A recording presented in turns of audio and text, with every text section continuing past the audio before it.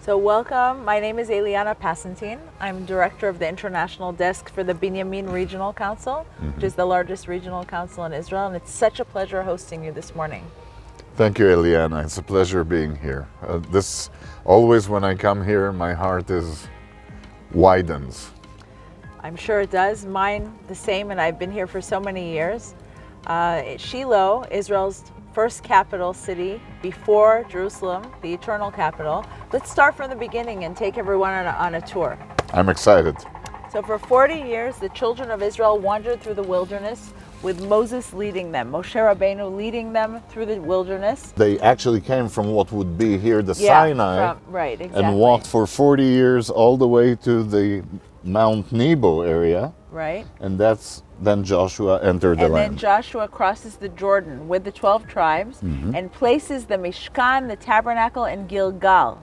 7 years of conquering, 7 years of settling. So they place the tabernacle here for 14 years, and then God tells Joshua to come to Shiloh and establish is what we call Israel's first capital city, and I like to call it Israel's first state, because this is where the 12 tribes congregate and become a nation, become a people. Right.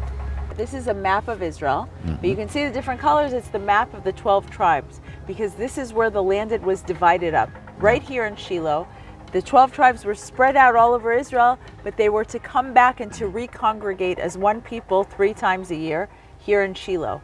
We're about to embark on a journey through time. We'll be going back 3,500 years in time to the beginning, to the time that this was Israel's first capital, and this is also where Samuel the prophet grew up. So we're going to go see the hologram of the tabernacle and answer all of your questions. Great. I'm here in the entrance to one of the most amazing audiovisual presentations in all of Israel.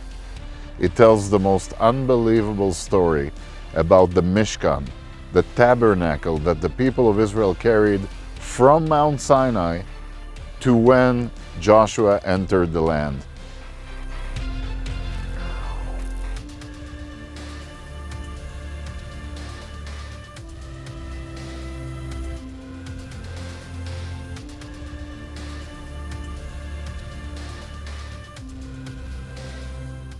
So this is one of the best kept secrets. Yes. It's my favorite pottery shard stash. Really. The archaeologists can put a timeline on this by different shapes and colors and so forth. Exactly. Okay. But there's so much pottery that whatever is not super important, or after they take notes and they know what period it's from, they discard it to this pile.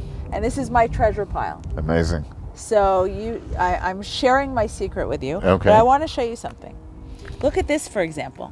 This is a perfect handle of a jug from about 2,000 years ago. It's incredible.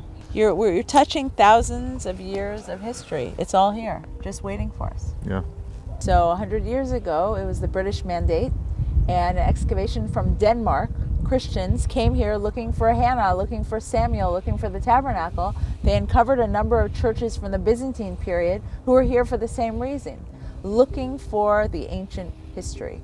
They began the excavations, and in 1978, the Israelis come to Shiloh, establish the town of Shiloh, and begin the excavations here. If we were here, 2,000 years ago, we would see people coming here for pilgrimage. Is this why this location is surrounded by mountains around? Does it have anything to do with the choice of the location? That's another interesting question. This is a chosen place, a place that God told Joshua to come to. And you see, he actually pointed this hill. This is it. And if you look at Jewish history, look at Mount Sinai. I went hiking in Sinai, and Jebel Musa, which is probably Mount Sinai, is not the most beautiful or the tallest. And Temple Mount, you have to walk down the stairs to go to the Kotel, to the Western Wall. It wasn't where Herod wanted to rebuild the temple. It's the chosen place. It's Mount Moriah. Right. And so we learn humility. The chosen place by God, from the depths I call unto you. It's something smaller. It's something lower. The big mountains are surrounding, but the chosen spot is where God tells us to come. And that's the story of Shiloh. We're standing here at the top of ancient Shiloh, Israel's first capital city for 369 years. I live in Eli, named for Eli Kohen, overlooking Shiloh, overlooking the place of where we believe the tabernacle stood for 369 years.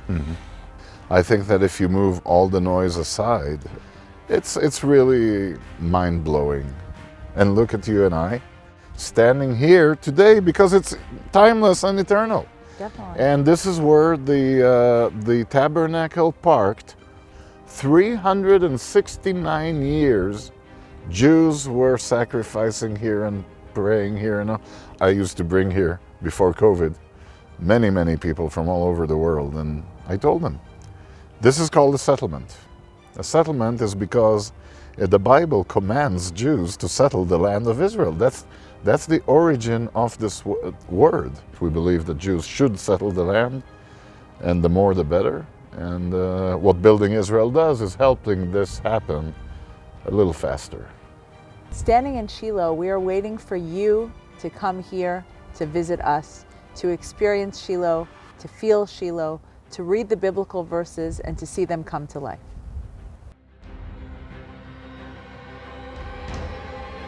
Thank you for coming. And my prayer to you is that whatever you pray for here, God will hear that prayer. And that you'll continue to build Judea and Samaria. Thank you. To assist us with everything we're doing here, because it's not ours and it's not yours, it's everyone's. Thank and you. the entire world can be part of what we're doing here. Thank and you. I appreciate thank you for saying that. Thank you very much. We're all a part of a big story, and we're working very hard to lead and show the way for future generations. Thank you for your part also. Thank you. Yeah.